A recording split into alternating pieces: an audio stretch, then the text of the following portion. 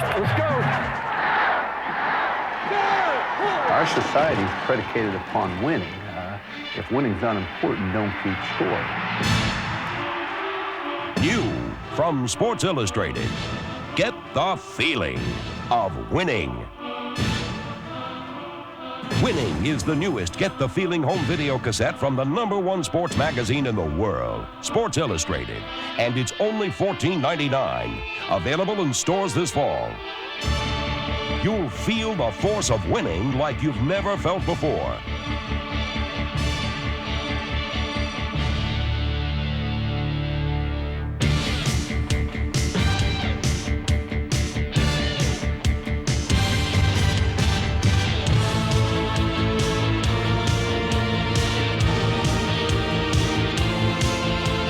Winning. There's no better feeling. Get the feeling of winning today.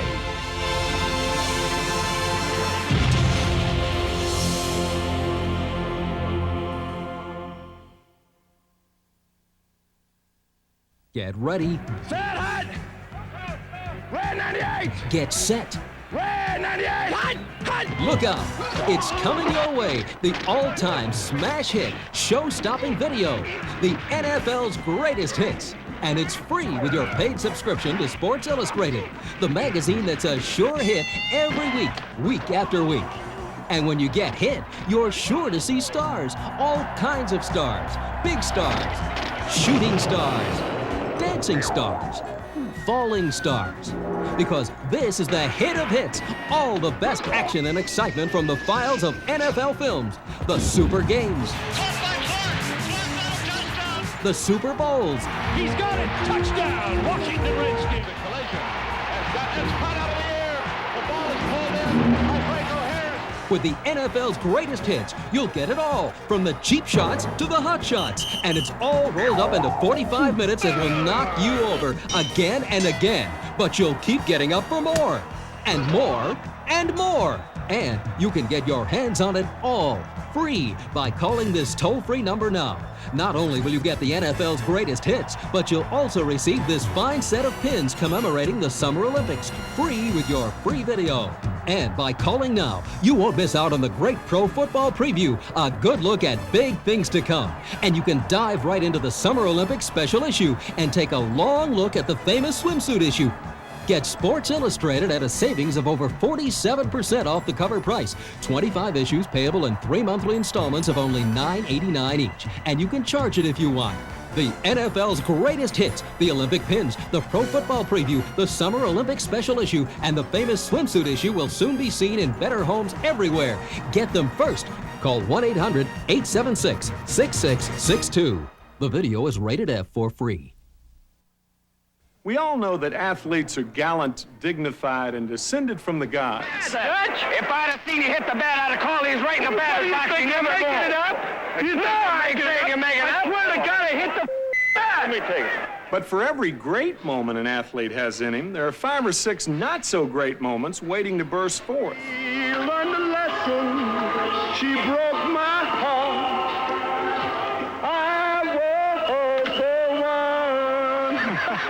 Fortunately, there's retirement when an athlete can enter an announcer's booth and put all his mistakes behind him. I'm lonely and I'm blue, but I'll try to get along. Just a minute.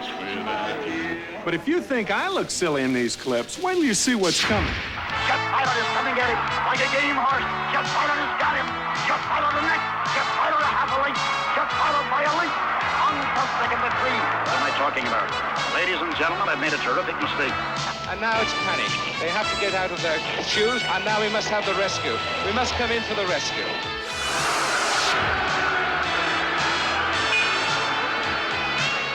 I happen to be cast into that role, a 55-year-old guy with 1 foot in the grave. That's what it's all about, and it is going to be the battle of the sexes. Don't anywhere. A wild scramble. 2 seconds on the clock. There's nothing real in the world anymore. The Raiders won the football game. Collins to Darryl Dawkins. Oh, he did it again. He broke it again. It's Brad has just homered, and Billy Martin and the Yankees want the bat. Well, what you're talking about, Brady. The Yankees win. He's out. Yes, Brad is out. Look at this. Brady is out. And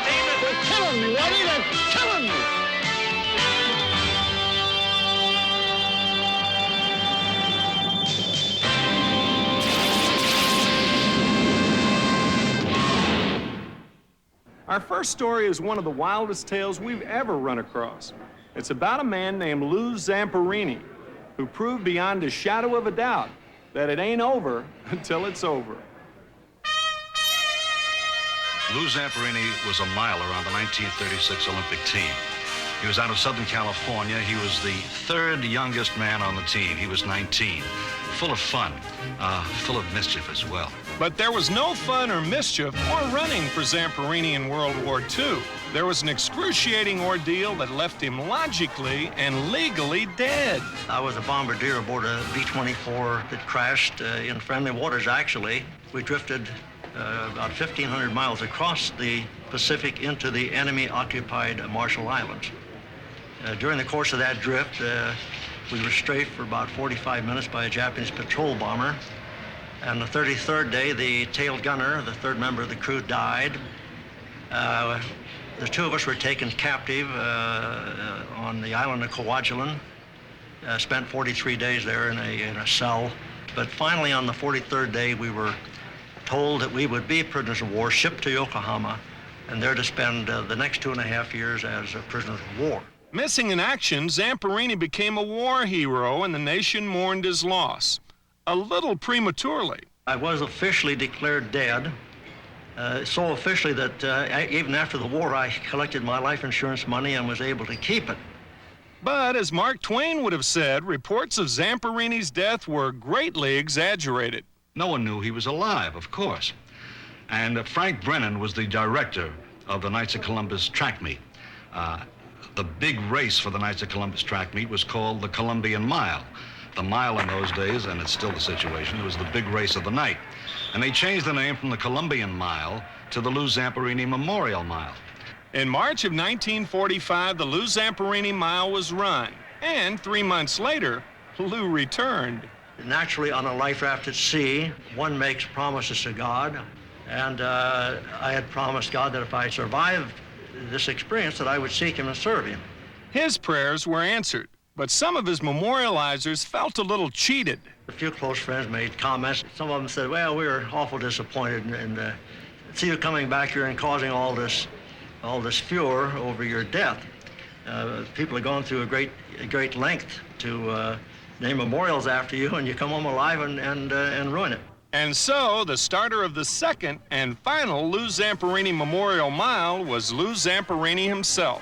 When I appeared at the scene of the race, I was still in uniform. I stood behind the great milers of that day and started the race. And that was a thrill for me, and to think that they thought enough of me while I was declared dead to name this race after me, it was really one of the highlights of my life. Not everybody gets to make a comeback like that one. In fact, sometimes in sports, people rumored to be alive can end up wishing they weren't. So that some pressures over Engelhardt. Oh, his pole's broken. Coach is always been an attacker, and it doesn't really matter. Oh, what a victim!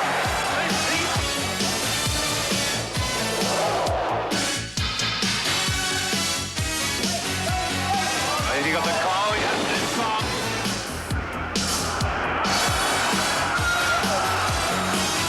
Should be all treated. Really does matter.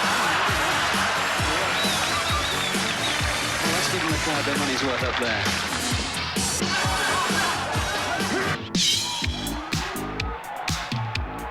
Darryl Dawkins doesn't shatter records. He specializes in backboards and labeling his awesome dunk shots things like, "In your face, Chocolate Thunder." This one in Kansas City had the force of a hand grenade, exploding shrapnel all over his opponent's head. A tough break for him, as the replay shows.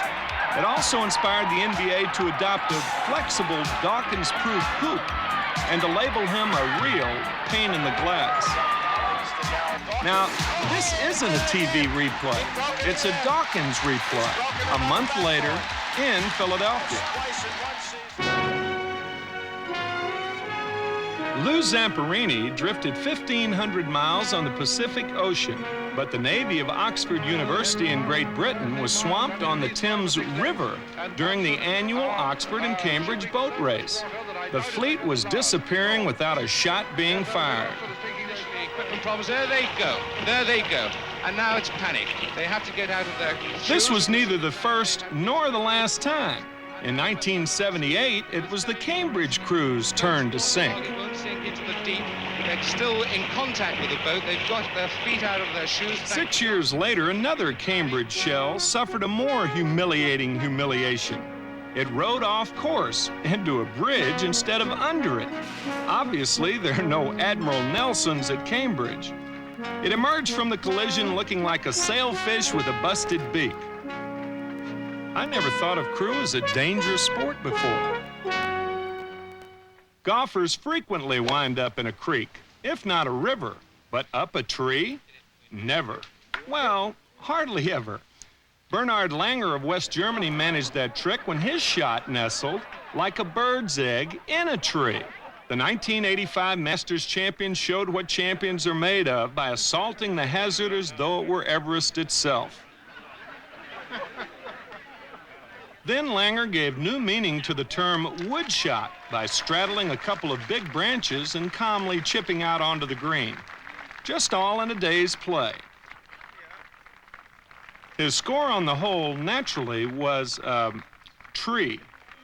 Long before there was television to provide not-so-great moments for its viewers, plenty of radio announcers were proving that they didn't have to be seen in order to be heard. Screwing up. I want to tell you, folks, we're seeing history made today. Here we are in the top of the 9th inning. There are 2 outs. The White Sox fans are on the edge of their seats as pitcher... The body was found with the arms and legs dismembered, tied into a sack and floating in the bay. I'll be back with more sports in a moment. I'm very proud and happy to present this award to Ms. Helen Douglas, the state intercourse champ. While our game is being temporarily held up, our well-known organist, who's located in the center field stands, is going to entertain you by diddling on his organ. For the Philadelphia Warriors, in the first half, Will Chamberlain was high with 27 pints. The score at the half remained 6-6, but during the third quarter, the Crimson really came to life, scoring a touchdown on 8 successive plays. The turning point came when the coach sent in his aspect. There have been many ball players who have been able to handle a bat from either the left or right side of the batter's box. But I think most sports writers will agree that Mickey Mantle is one of the greatest swish hitters of all times. In the National League, the Cubs edged out Milwaukee 2-1. The Cards were taken by the Dodgers 6-4, behind the 3-hit pitching of Don Newcomb. And hey, you pulled out my AC power. You in the brown suit I'm supposed to be on the air. You pulled out my plug. You pulled out my AC, you fat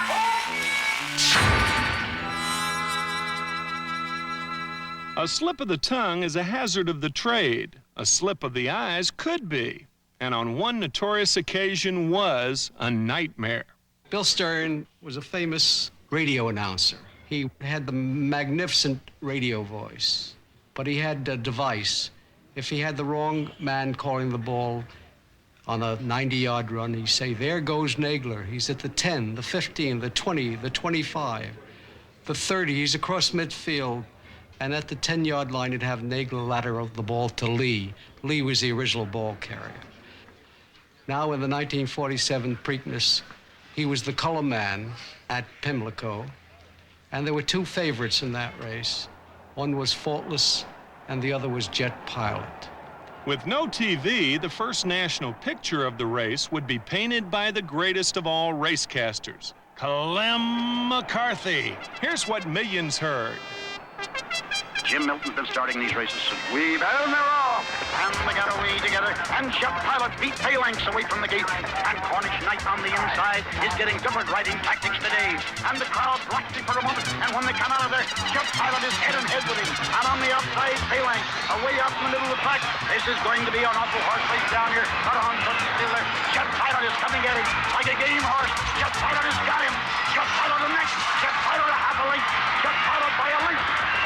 Second to 3, Phalanx third, and in 4th place. What am I talking about?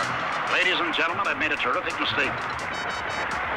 I mixed my horses, and I have given you the winner as Jet Pilot, and it is Faultless. Just at what point I was looking at Phalanx, and Jet Pilot disappeared on me, I don't know. The winner of the race is Faultless. The horses were obscured by the overflow crowd at the turn for home. And that's where McCarthy missed the change of leaders. he had made a terrible mistake. And Bill Stern, who was doing the color, then proceeded for 5 full minutes to say it wasn't a terrible thing happened to Clem. He called the wrong horse, but he's really a fine man, and he's a good radio man. Oh, my God, poor Clem, and he did this. And now the broadcast is over, and Clem fixed Stern with a cold stare and said, Bill, it's too bad you can't lateral a horse. All right, we missed. We struck out. Well, Babe Ruth struck out once, so I might just as well get in famous company. 2 decades later, a whole TV network, NBC, had a nightmare when it broadcast all but the most important part of a big football game. I was sitting in the mobile unit outside of the Oakland Alameda County Coliseum, and we were getting ready to televise a game between the New York Jets and the Oakland Raiders. And at that time, those were 2 very popular teams in the American Football League. And as we got down near the end of the game, it was a close game in score. And that's when it all began to happen. The network had scheduled Heidi, a movie for children, to start at 7 p.m. Eastern Time. Going in about the last 5 minutes of the game, the score changed hands quite often, and it became a tie game. Around 6:45, when the game looked like it might run into 7 o'clock, the sports executives started calling one another. They decided that if the game did run into 7 o'clock, that they would keep the game on and slide Heidi. In other words, start Heidi after the football game. Meanwhile, viewers nationwide were very curious to know if they would see the end of the game. People started calling the New York switchboard. And on Sunday, they don't have it manned very heavily. They probably had 1 or 2 operators. And the phones, there were so many phone calls, they blew a fuse in the system. As a result, the execs couldn't get through to network control to give the order to keep the football game on. The Jets led the Raiders by a field goal when most of the nation saw this on their screens.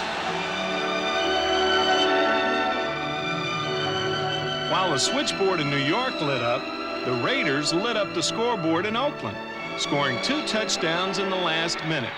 There was a national furor over the blunder, and NBC issued a directive that henceforth all games would be aired to their conclusion. Being the producer of the now quote unquote Heidi game, I began to get a lot of things in the mail, like little Heidi dolls and also cards, and of course I got some others, a lot of Heidi books. So I got to become very familiar with Heidi following that experience. Now you may ask, what has this got to do with sports? Well, a lot of people ask that question. No kidding. Well, hello. Oh, Elle Macpherson. Didn't I just see you? 98% naked? I don't know if I'd have phrased it like that. Listen, that's what it says in this letter here. Yeah. I did not order Sports Illustrated expecting to see women who are 98% naked. Please cancel my subscription.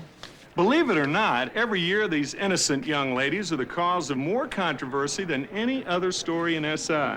Here, you read one. All right, my pleasure. Or is it?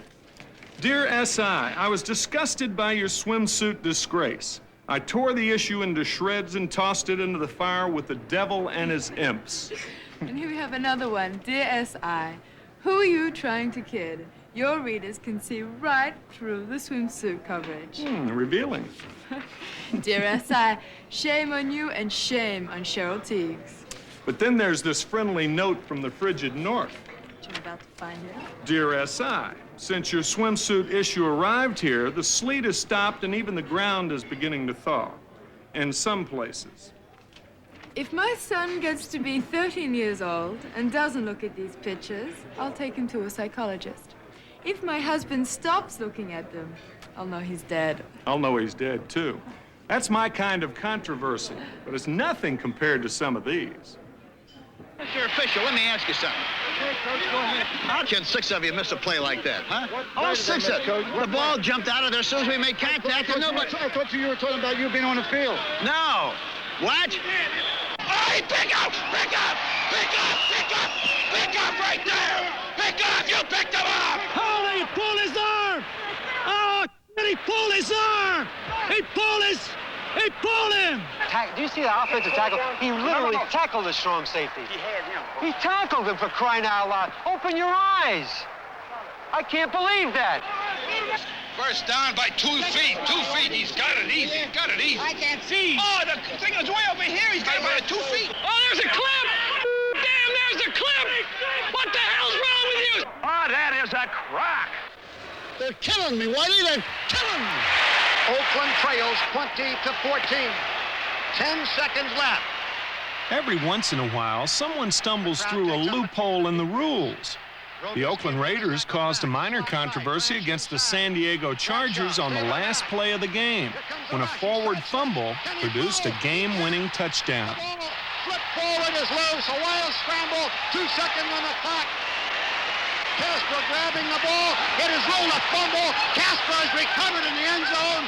The Oakland Raiders have scored on the most zany, unbelievable, absolutely impossible dream of a play. Madden is on the field. He wants to know if it's real. They said yes. Get your big butt out of here. He does. The NFL changed the rules, but it didn't help the Chargers much that Sunday. This one will be relived forever.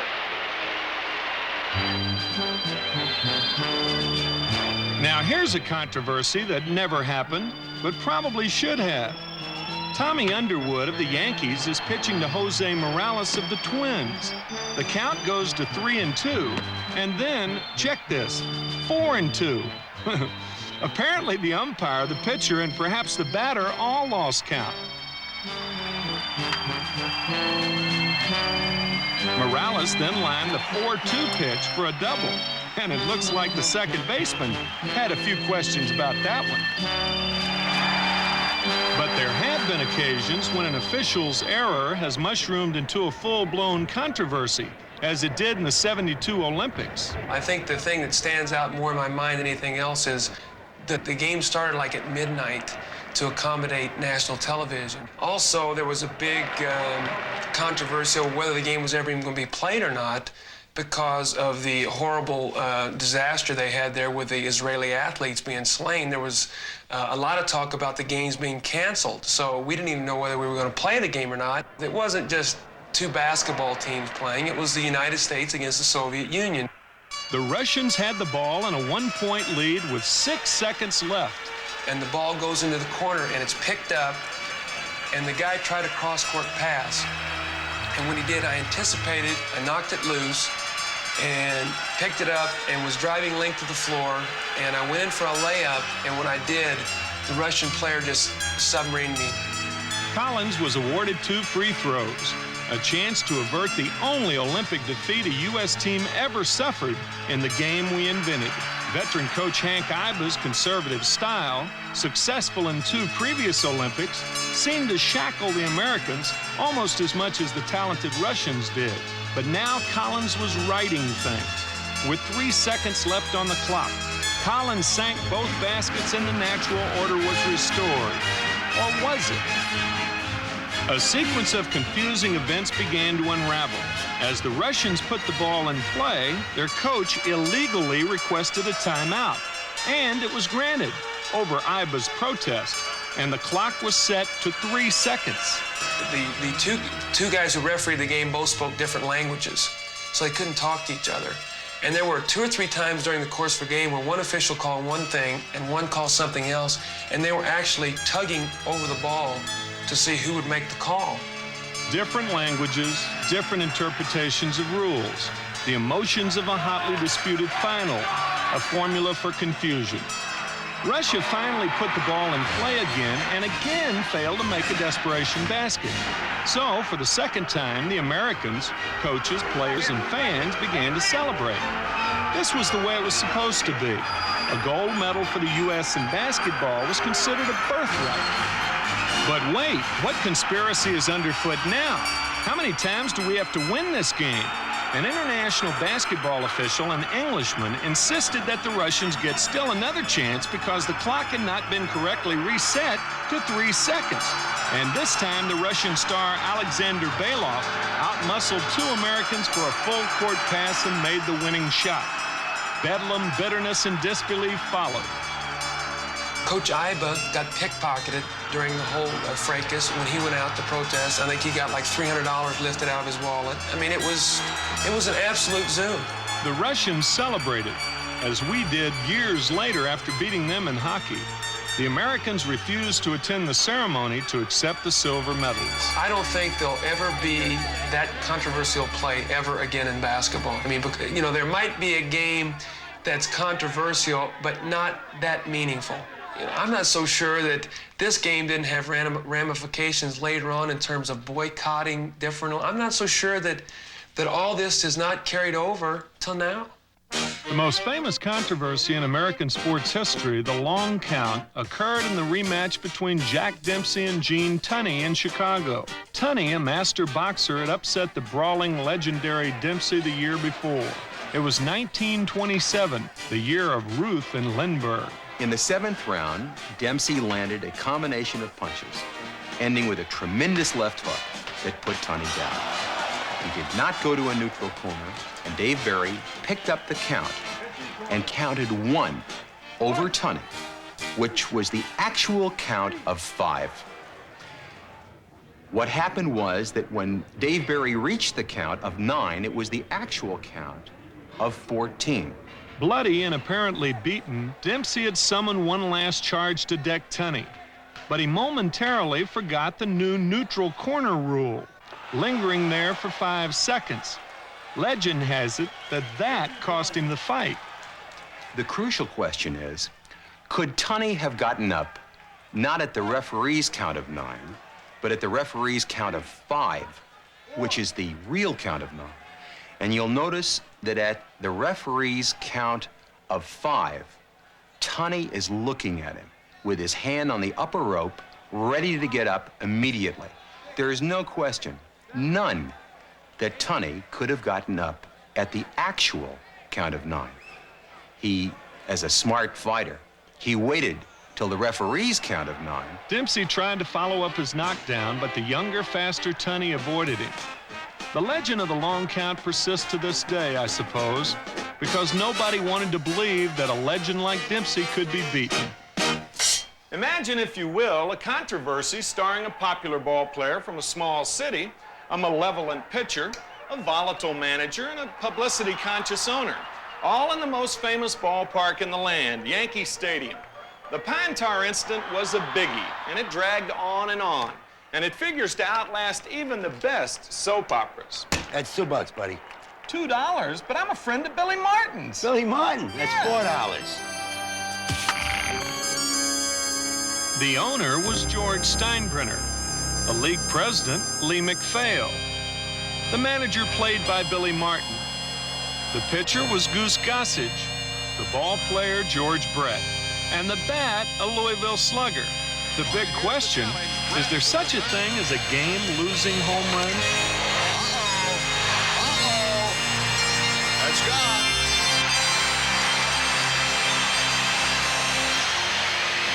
George Brett has just The fiendish Martin waited until Brett hurt the Yankees with a big hit before pointing out the obscure rule limiting the use of pine tar. Sure whether he has a home run yet or not. That's Nick Bremigan with the bat. This is going to be an interesting call. Well, he's out. Yes, sir. Brett is out. Look at this. Brett is out. And steaming back. He is out and having to be forcibly restrained from hitting plate umpire Tim McClellan. And the Yankees have won the ball game 4-3.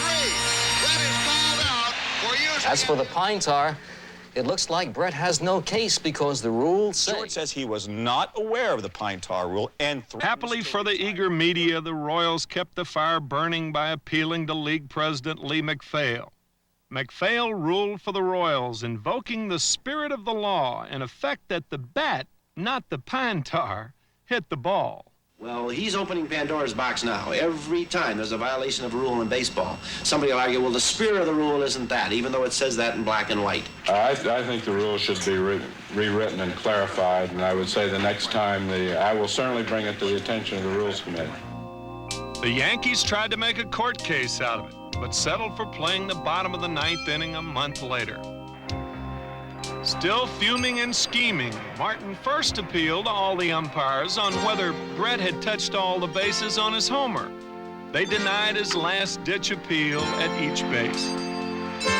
Then the Yankees meekly went down 1-2-3. Now, the Pine Tar game is finally over. Maybe. The game that began... The Pine Tar incident was then certified as a controversy in the modern manner by a commercial, with Brett, of course, but not the Yankees.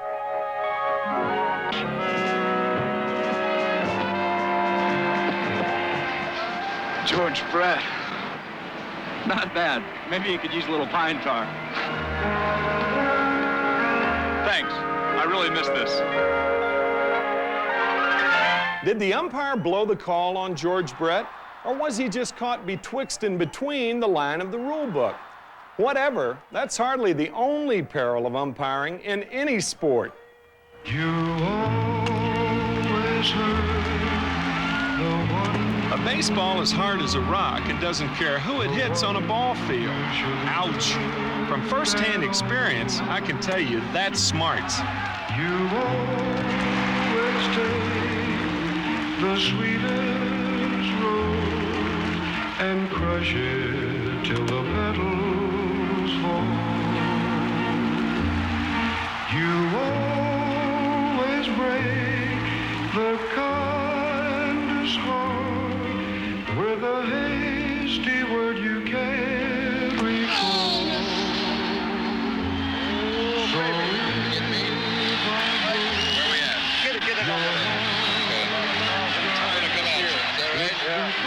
They take bets, Coca-Colas, and 7-Up that I'll get hit 3 or 4 times a game.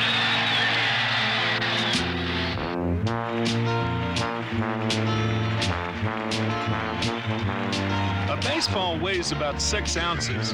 When a referee gets hit in football, however, it's by something that weighs 4,000 or 5,000 ounces.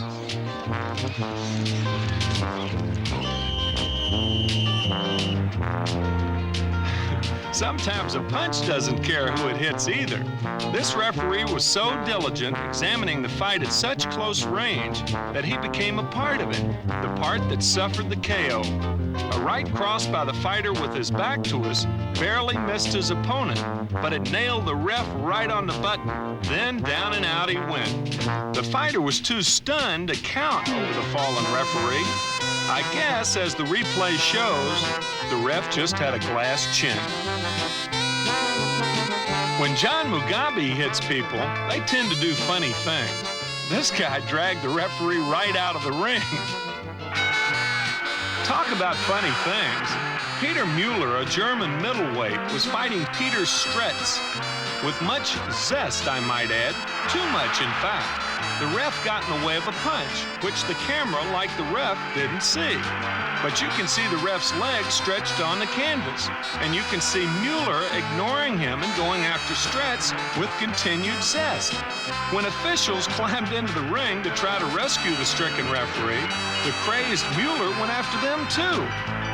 When order was restored and the referee revived, Mueller left the ring triumphantly, as though he still didn't have a clue.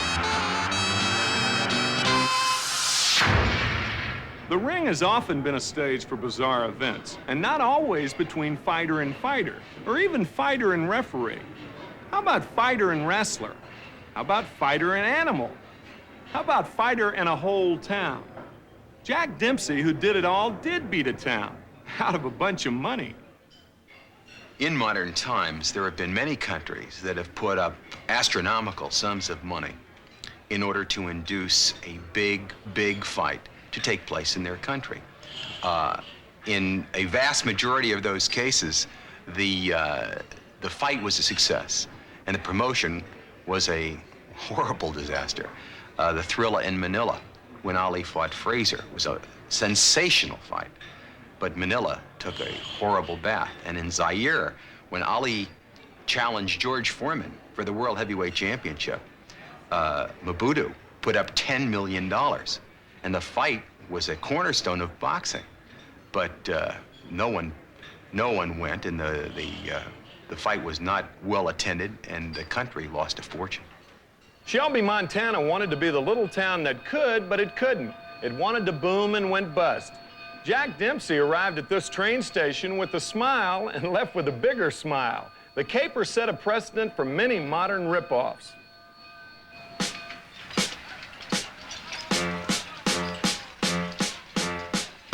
On July 4th, 1923, when Jack Dempsey defended the heavyweight championship against Tom Gibbons, it was really a fight and a promotion created by Jack's manager, Jack Doc Kearns. He got the governor of Montana, the mayor of Shelby, Montana, to get behind the fight and get the entire community to get involved, to put up the money to bring the legendary heavyweight champion, Jack Dempsey, to Shelby to fight Tom Gibbons. And what happened is they built the stadium in a crevice, which was surrounded by hills. And they built this wooden stadium that would seat approximately 23,000 people. And the city of Shelby was supposed to put up $100,000. They put up $75,000 front money, which got Dempsey to go to Shelby, Montana. And what happened basically is that they had this marvelous World Heavyweight Championship fight, and nobody came. It was a disaster. Dempsey didn't even give Shelby much of a fight. He won a dull decision from Gibbons, who didn't collect a dime of his $50,000 guarantee. Dempsey spent the fight planning his getaway. There were 3 major banks in Shelby, Montana that went bankrupt as a result of backing this fight. Not only did the banks go under, but the town of Shelby went under. In fact, one of the marvelous stories, and quite accurate, was that when the fight was over, Jack Doc Kearns recognized that it was a monumental disaster. He didn't permit Dempsey to shower. Dempsey left the ring in his boxing trunks, and they both ran to the train, got on the train, and got out of town with their money.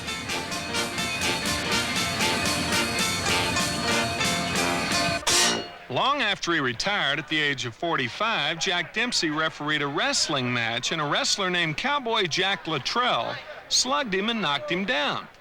Well, Dempsey challenged him to an all-holes-barred fight, officially an exhibition, and this is it. Dempsey is the one with hair on his head. Luttrell is the one taking an unholy beating. Dempsey has a definite advantage, however. He's fighting, but the wrestler isn't wrestling. This is brutal. Pay wasn't that great. Dempsey showed Luttrell as much mercy as he showed Shelby. None. Like Jack Dempsey, there wasn't anything Muhammad Ali wouldn't try for money. It was something that was blowing the imagination, a wrestler with a fighter. Everybody used to, say, let's have a wrestler. How would a wrestler do with a fighter? And there was pro and con, and you had that bit with the karate guys with a fighter. So that caught Muhammad's imagination. He wanted it, and he felt he can beat a wrestler. You'll make $4 million because you're meeting the world's most famous man and the world's prettiest athlete. Ali, who boasted that he learned to hype fights by watching a wrestler named Gorgeous George, was in his element.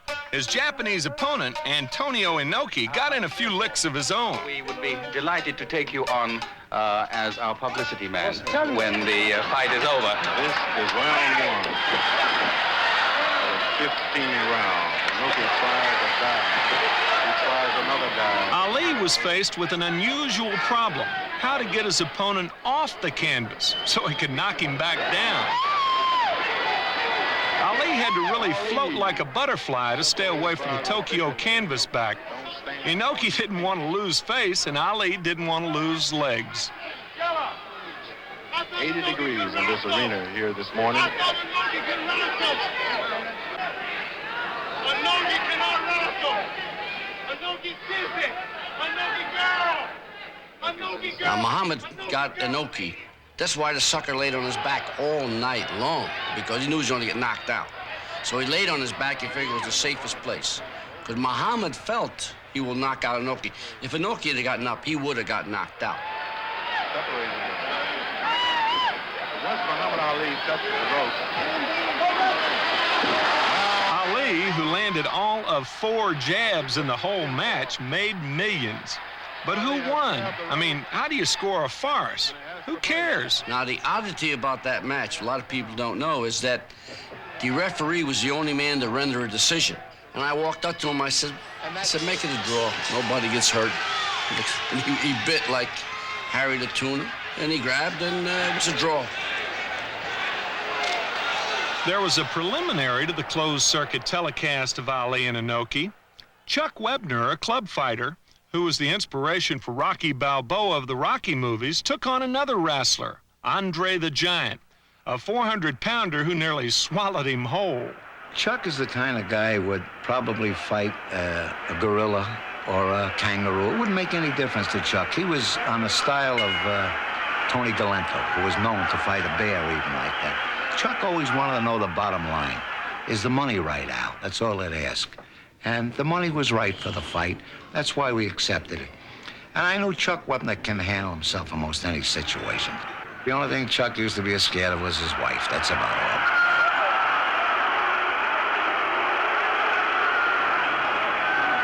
Chuck was 6'6" or 6'6½". He looked like a baby, dwarfed alongside. He was like a pygmy. It was unreal.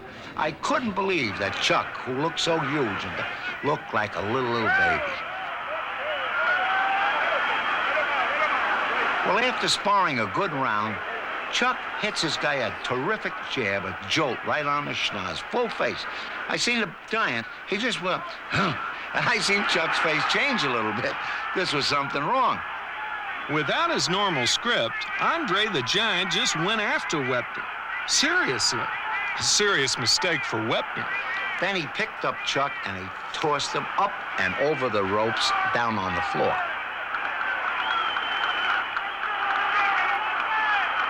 No sooner he did that, Patty and I, we ran around to get Chuck, and as I go around to get him, there's some kind of other monster, not as big as him, but another guy, Gorilla Monsoon, was out there, holding Patty and I down, not allowing us to get Chuck in the ring. It was murder. You couldn't move these guys. It was all a big hullabaloo.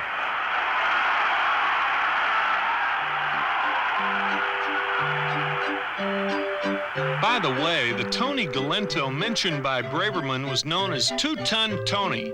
Two-Ton Tony was a comical but powerful fella who fought Joe Louis and knocked him down. So why not take on a bear? But notice he's not trying to get the bear angry. They promoted fights any way they could in the bad old days. But one thing they never tried was man against woman. Jackie Barnett, a TV producer, thought up that one for tennis. His Tony Galento was Bobby Riggs, a former Wimbledon and U.S. Open champion and famous hustler of the rich and gullible. I was sitting in Palm Springs with Bobby Riggs, whom I knew, and I saw some very good lady tennis players. And I said, Bobby, how would you do against them? And he said, ugh, they wouldn't get a game. He said, in fact, there's no college player from whom they can get a game. And I said, Bobby, even if it's a joke, I said, we can make this into a big thing. And I'd like to sell it for television. Bobby said, let's do it. Now, when the practice sessions started being held with Billie Jean King and Bobby Riggs, it was a completely different scene. Like he said at a press conference, what are you going to wear? He said to her, and she said, I don't know, they're designing something. And he said, you want to know what I'm going to wear? She said, Bobby, I don't care if you walk out on the court in a jock strap. Just make sure you're there to play some tennis. This isn't just a tennis match. This is a battle of the sexes, and the gladiator for the men happened to be me. I happened to be cast into that role, a 55-year-old guy with one foot in the grave, and she says they're going to scrape me off the court of the Astrodome, and I claim it's going to be her they're going to scrape off. So that's what it's all about, and it is going to be the battle of the sexes. The thing really gained tremendous momentum to the extent that the press came in from all over the world. They were sleeping in the fields. They were sleeping in back seats of cars. And the thing just went crazy. And Bobby was marvelous because Bobby, it was his big chance to speak again. Billie Jean thrived on the hoopla. A tough competitor as well as a great player, she polished Riggs off in straight sets. She had male chauvinist pig for dinner before a primetime audience. Coming in the midst of the sexual and women's revolution, the match had the whole country choosing up sides. Although it helped launch the tennis boom, too, it became a rallying symbol for women's equality. And Bobby Riggs went back to hustling the rich and gullible. The Riggs King extravaganza was also a con. Bobby Riggs fooled the public into shelling out good money to watch what turned out to be a 55-minute version of the Dying Swan in tennis shorts. But how about the con that doesn't have a profit motive? A hoax that comes about because some people just wanted to throw the world a change of pace. People like George Plimpton or Sports Illustrated. Because if you believed everything you read in the spring of '85, you're probably wondering why Sid Finch didn't win the Cy Young Award. The Mets fantasy prospect Sid Finch could throw a ball 168 miles per hour. It's hard to talk about what it's like. You'd almost have to be in there to find out. I mean, you know, it's like trying to catch something you can't hardly see. I mean, you know, the guy lets the ball go, and it's either in your glove or it's by you, one or the other, and it's just unbelievable. The first one that came at me, I didn't see. You know, I just, you know, Ronnie was catching, and he said that, you know, be heads up, this guy can throw pretty hard. You know, I expected maybe 90, maybe 100 at the most. And when he let that thing go, I go, Ron, do you throw it? He goes, yeah, it's right here. I went, you know, no way, you can't see it. But you were quoted as saying something earlier about what would happen if one of these balls hit a batter. You know, if he didn't have great control, it'd probably kill him. A mock scouting report set up the next stage of the hoax. Staged interviews elaborated on his multilingual speaking habits and his metaphysical beliefs. To hide their prospect, the Mets built an enclosed pitching area in spring training for Finch's secret workouts. I got a letter telling me to build a special enclosure here in the pitching cage, and that I would have to reinforce it with extra tarps. The Mets went along with the April Fool's gag and sucked in a lot of people, including 2 reporters from the St. Petersburg Times and Commissioner Peter Ueberroth. Although, when you think about it, if Sid Finch were real, he'd make the Mets' unreal Dwight Gooden obsolete. The hoax also brought in an avalanche of mail from astounded readers to Sports Illustrated, followed by an announcement by George Plimpton that Sid Finch had decided to retire. The inspired hoaxer and great sports imposter of our time, Barry Bremen, hasn't retired. Bremen has materialized undetected at all-star games in basketball and baseball, as an umpire at a World Series, and as a Dallas Cowboy cheerleader. Almost everyone seems to embrace him now as a nervy Walter Mitty-ish fan. Since we showed all that in our first show, Bremen has once again crashed the All-Star game. After warming up with Don Mattingly, he almost made it to batting practice before getting caught. He also played an entire practice round of the U.S. Open, teaming himself with Curtis Strange, Jay Haas, and Fred Couples. He was not thrown out, perhaps thanks to his disguise and a pretty good round of golf. You know, I've been off for a while, and today I just started really hitting the ball well. I think it was the inspiration of the other players, and I was just happy with it. It couldn't have been the wig. Well, no, it's not the wig. Barry, you're gorgeous, Barry. You're gorgeous. Yeah, Barry Bremen, ladies and gentlemen, the great imposter. Shouldn't talk about the USGA may be here. I just want to get them. They're not here, don't worry. Now he has branched out beyond sports. He went to the Emmy Awards show and accepted an Emmy on behalf of, and to the stunned surprise of, Betty Thomas of Hill Street Blues. See, a little nerve, and you too can be a part of the not-so-great moments in sports. Since our first show, we've received letters, suggestions, and information on many great not-so-great moments, and we hope you keep them coming. Because, yes, we're planning another sequel. Until then, for all of us here at HBO Sports, I'm Tim McCarver, leaving you with yet another not-so-great moment. Remember? The place was Somewhere, a place for us. Peace and quiet, open air. Wait for us somewhere.